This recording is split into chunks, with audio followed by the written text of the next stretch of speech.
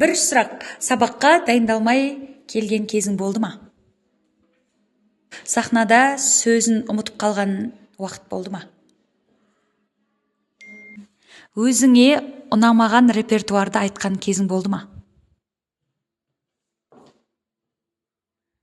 Досың үшін өтірік айтқан кезің болды ма? Қатты ұйықтап қалып, сабаққа кешіккен кезің болды ма?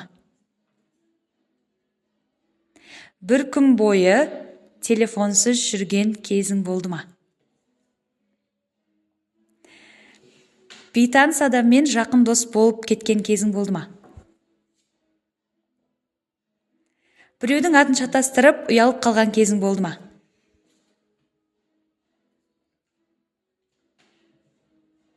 Досыңмен бірде киім киіп келіп, өзіңді ыңғайсыз сезінген кезің болды ма? Атақты адамды көшеде көріп, сасқалақтап амандаса алмай қалған кезің болды ма?